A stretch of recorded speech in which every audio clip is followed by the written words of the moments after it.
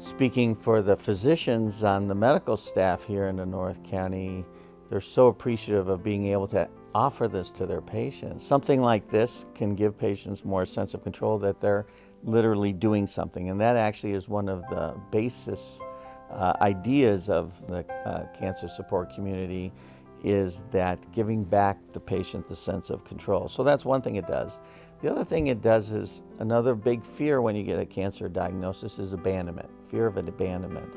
And of course, this is just the antithesis of that when you've got all these people around you. So yeah, in so many ways it helps. This is where I found my sanctuary. I had just lost both my parents and then came down with a cancer diagnosis, and I depended on my mom for everything. I mean, she was the one I called the minute anything happened, and now I didn't even have that.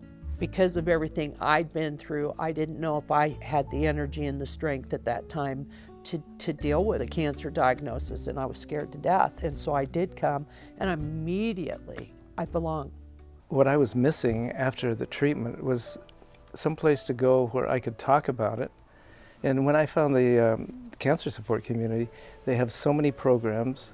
We have licensed psychologists on staff, which is a blessing because people need to have someone that they can talk to that's a professional.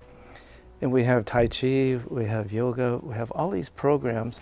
And the wonderful thing about it is it's free. We get donations from from our county here, from our city.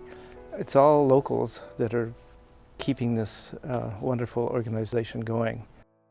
Truth, I was scared to death, and I had so many emotions, going through me. Out there, I really don't share a whole lot, or there was a big problem, maybe even who to tell and how to tell. And for me, when I found this, the support group, I'm able to express anger and happiness, and just the big, huge word is all the support. Once I came, I was hooked. I was very impressed with the warmth and welcoming atmosphere, but also they have some very informative programs on radiation, the new technology, new clinical trials, and their speakers were just excellent. I was very hesitant to do a group or anything. I didn't want to share that much, but the value was priceless. A lot of people are full-time moms or dads, and they come to the evening group. It's people who understand what you're going through and what you've been through, and we also like to share with people who are just in treatment some of the side effects or anything that helps get them through a rough time in their life. I was diagnosed at 25. My mom was diagnosed 4 months after. So we mirrored each other in treatment,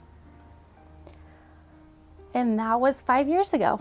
I didn't seek out support until right before one of my first surgeries, meaning for my journey, I had gone through all of my chemo rounds before I had actually met anybody that was even close to my age. And at the time, I was the youngest breast cancer patient in my oncology office.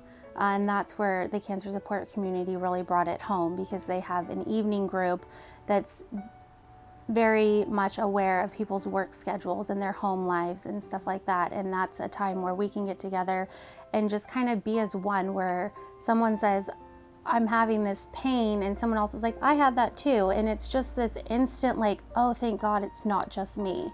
And that is probably the most rewarding feeling out of the whole group, is knowing that someone else experienced it or is experiencing it, and you're not the only one. So it's a support that you can get there that you can't get really anywhere else, because you don't know until you've been through it.